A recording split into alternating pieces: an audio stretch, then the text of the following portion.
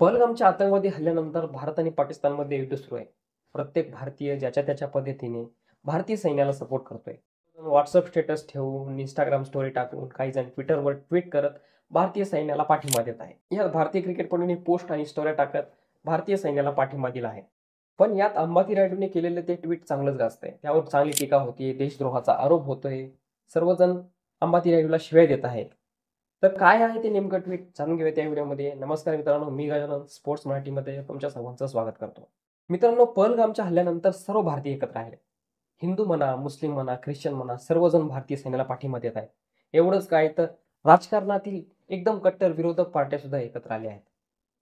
सर्वजण भारतीय सैन्याला त्यांच्या पद्धतीने पाठिंबा देत आहेत. यात भारतीय क्रिकेटपटूही त्यांच्या पद्धतीने त्यांना पाठिंबा देत आहेत. काही जण इंस्टाग्रामवर स्टोऱ्या टाकत आहेत, पोस्ट टाकत आहेत आणि ट्विटरवर ट्विट करत आहेत.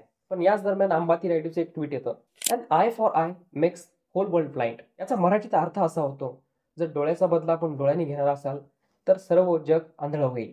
भारतीय सैन्य जिगरीने पाकिस्तानशी लढत असताना हे ट्विट टाकणं कितपत योग्य होतं? कारण या ट्विटचा अर्थ भारतीय सैन्याने पाकिस्तानवर हल्ला नये. पाकिस्तानने जर आपला डोळा फोडलाय तर आपण पण त्यांचा डोळा का फोडायचा असा होतो. या ट्विटचा अर्थ असाही होतो की पाकिस्तानने जर आपले माणसं मारले असेल तर आपण त्यांची माणसं का मारावी? त्यांनी आपला डोळा फोडला असेल तर आपण त्यांचा डोळा का फोडावा? पण हे ट्विट अंबाती रायडूने जाणून बुजून टाकले का हा प्रश्न उपस्थित होतो. अंबाती रायडूने हे ट्विट जवळजवळ 24 तासापेक्षा जास्त वेळ ठेवलं. अंबाती रायडूने ते ट्विट टाकले असताना ट्विटरवर सगळीकडे टीका होत होती. अंबाती रायडूने त्यानंतर 2-3 ट्विट सुद्धा टाकले. मग अंबाती रायडूने हे ट्विट मुद्दाम टाकले का? असा मोठा प्रश्न आता भारतीय फॅन्स उपस्थित करत आहेत. पण अंबाती रायडूने ते ट्विट डिलीट केलं आणि नंतर अजून एक ट्विट करत सांगितलं की माझं असं कुठलंही इंटेन्शन नव्हतं. माझ्या ट्विटचा अर्थ चुकीचा घेतला गेला. एक क्रिकेट चाहता म्हणून मी कधी कोणावर टीका करत नाही. पण आज मला अंबाती रायडूचा राग येतोय. कारण आहे, भारतीय सैन्याला जर तुम्ही सपोर्ट करू शकत नसाल तर काही प्रॉब्लेम नाही. तुम्ही शांत बसा. पण भारतीय सैन्याचा मॉरल डाऊन होईल असं कुठलंही कृत्य करू नका. भारत पाकिस्तानचं युद्ध म्हणजे काय आपल्या गल्लीतलं भांडण नाही. भारतीय सैन्याने खूप विचार करूनच निर्णय घेतला असणार आहे. त्यामुळे आपण त्यांना पाठिंबा द्या.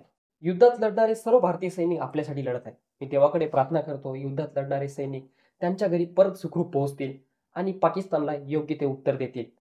जय हिंद, जय महाराष्ट्र.